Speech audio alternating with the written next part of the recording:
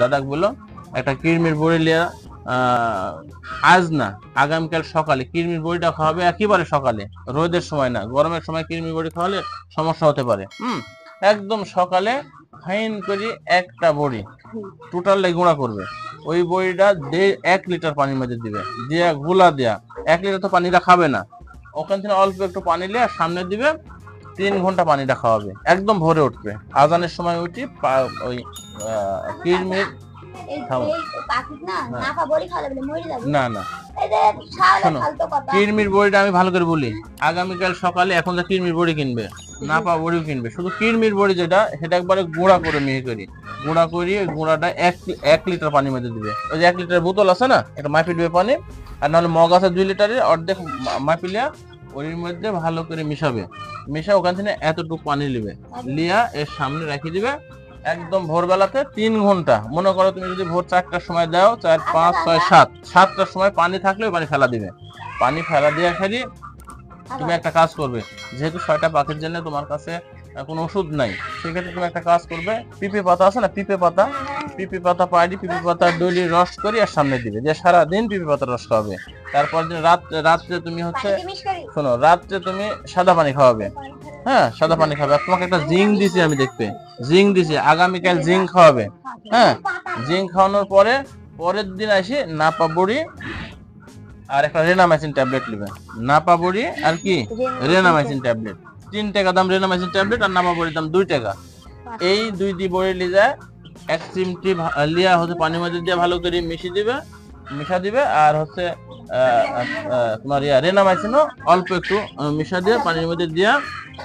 5 দিন খাওয়াবে, হ্যাঁ খাওয়াবে, আর খাবারটা তুমি বিশেষ করে খাবার যদি এই খাবারই দিবে, যে স্টার্টার লিয়া নারিশের স্টার্টার খাদ্য, এই খাদ্যটা এক দিবে, আল্লাহর রহমতে এই পাখিটা তোমার 8-10 দিনের মধ্যে ডিম চলে আসবে, কারণ হচ্ছে তোমার পাখির ডিমের সময় পার হয়ে যাচ্ছে, বয়স হয়নি খাদ্য, তাহলে এই কাজ করবে, কি বলেছি বলো তোমাকে, এখন পাখিটা লিয়ে যাওয়ার পর কি করবে, কালকে ভোরে উঠি, হ্যাঁ রাখা দেব কিরমির বড়ি। আচ্ছা কিরমির বড়ি কিভাবে? এই যে আমি ভোর 5টার সময় উঠি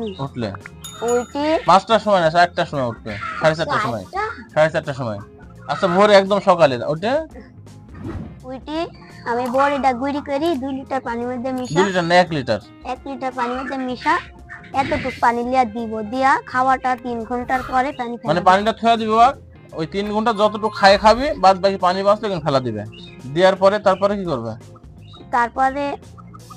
নাপা বড়ি না না পিপি পাতার রস খাবে, সারাদিন খাওয়াবে, সারাদিন পিপি পাতার রস খাওয়াবে, রাত্রে এসে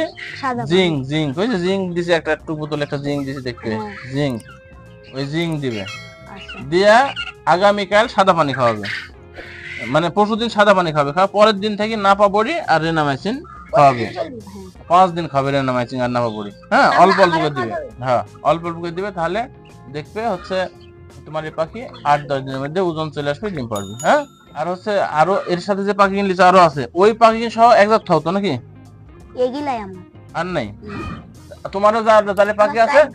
পাখি আছে যেভাবে বললো ওইভাবেই, আগামীকাল কিরমির ডোজ করবে, করার পর আর আরেকটা জিনিস বলি, যেহেতু ওষুধ কেনার তোমার পয়সা নাই, তোমরা আরেকটা কাজ করবে, সেটা হচ্ছে এগুলান বলেছি, পরবর্তীতে সাইজনি পাতা আছে না, সাইজনি পাতার রসে, সাইজনি পাতার মেলা ভিটামিন থাকে, এগুলান নিয়ে আইনি ধুইয়া ভালো করে পরিষ্কার করে রস করে খাওয়াবে, তারপরে আরো বলি এগুলো শোনো, যেহেতু তোমার ওষুধ পানি অল্প পাখি যাও, 5-7টা পাখি যাও, এতে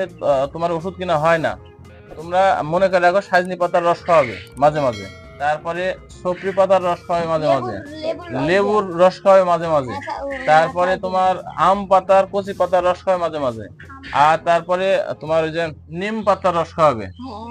নিম পাতার রস খাবে গুঁড়া করে, এগুলা মাঝে মাঝে খাওয়াবে, তাহলে ওষুধ তোমার যেহেতু অল্প পাখি লাও, 5-7টা পাখি লাও, একটা ওষুধের দাম মেলা, এইগুলা করবে, মাঝে মাঝে পেঁয়াজের রস খাবে অল্প অল্প করে, রসুনের রস খাবে অল্প অল্প করে, এগুলা খাবে, এগুলা খালে সমস্যা নাই, এগুলা না আলুর রসের দরকার না, এখন এগুলা খাবে, মাঝে মাঝে বাড়িতে দেখবে যে দারচিনি মশলার মধ্যে যে দারচিনি থাকে না, সাদা একটু বাইটি রস করে খাওয়ালে, অথবা যে আরেকটা চলা আছে না, চলা, এগুলা খাওয়াবে, দেখবে পাখির রোগ মুক্ত থাকবে, ভালো হবে,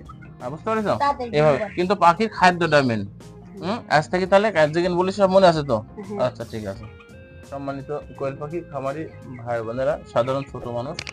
যাই হোক, যে বিষয়গুলো আলোচনা করলাম এদের জন্য, আপনাদের জন্য না, কিন্তু যারা খামার, নতুন খামারি, কারণ এরা 5টা 7টা পাখি নেয়। আসলে একটা ওষুধ কিনতে গেলে একটা বোতলে 100 ml এর পাওয়া যায়, তার থেকে ছোট পাওয়া যায়। তো এই পাখি কেনারই পয়সা তাদের থাকে না। 5টা পাখির জন্য কিভাবে ওষুধ নেবে? কিন্তু আমি আগেই বলেছি 5টা পাখির জন্য যে পরিচর্যা করতে হবে 5000 পাখির জন্য একই পরিচর্যা করতে হবে। তো তারপরে একটা পাখি থেকে বেনিফিট আসবে। এখন 5000 পাখির একজন আছে, সে ওষুধ সমস্ত ডোজ করতেছে, কিন্তু আমি 5টা পাখি নিয়ে যে ওইভাবে রেখে দিচ্ছি, তার দিকে ভ্রুক্ষেপ হচ্ছে না, তাহলে হবে না। যার জন্য আপনাদের এই যুক্তি করব যে আপনারা যদি 500 200 100 পাখিও নেন, যে পরিচর্যা 5000-এর জন্য 10,000-এর জন্য একটা অভিজ্ঞ খামারি করে থাকে, আপনাকে ঠিক একইভাবে ওই 150টা 10টা পাখির জন্য একইভাবে করবেন। কারণ আপনাদের যখন কম পাখি নেবেন তখন আপনাকে মনে করতে হবে এটা আমার শিখার উদ্দেশ্যে নিচ্ছি, এখান থেকে কিছু বের করে আমাকে ইনকাম আয় রোজগার করতে হবে, এরকম না।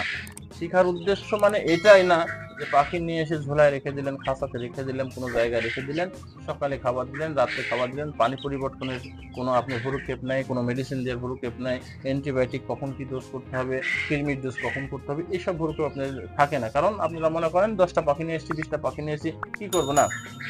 যেহেতু এখান থেকে আপনারা কি হবেন, সামনের দিকে আগানোর একটা প্রচেষ্টা আছে, আপনাদের চেষ্টা আছে। যদি প্রথমটাতে আপনারা আপনাদের ফল ভালো না আসে, সামনের দিকে আগাবেন না। কিন্তু এই 10টা পাখি থেকে যদি আপনার 8টা ডিম পান, আপনার খরচ যা হয়েছে, খরচ হিসাব করবেন না, মনে করেন লস হচ্ছে, কিন্তু 10 টাকা যখন ডিম পান তখন আপনার মাথার ভিতরে আসবে যে একটা পাখির প্রতি কত পয়সা খরচ হচ্ছে আর একটা ডিম কয় টাকা বিক্রি হয়েছে, তখন আপনাকে মনে হবে এখন আমাকে একটু সামনের দিকে বাড়াতে হবে। যার জন্য বেশি পাখির যেভাবে পরিচর্যা করবেন, কম পাখির সেইভাবে পরিচর্যা করবেন। ছোট মানুষ বিধায় আমি একসময় আমার খামার, আপনারা আমার ভিডিও একটা আছে, সেই ভিডিওতে আমি সাসপেন্ড হয়ে আছি আমার একটা চ্যানেলে, ওখানে আমার এই প্রাকৃতিক অনেক মেডিসিন সম্পর্কে বলা আছে। আমি 1 বছর প্রাকৃতিক ভাবে আমার কোয়েল পাখি পালন করছি এবং খুব ভালো থাকছে, কিন্তু প্রাকৃতিক দিক ওটা বাদ দিছে, এই কারণে ওটাতে ঝামেলা বিষয়। আমি বিভিন্ন লতা পাতা দিয়ে আমার পাখিকে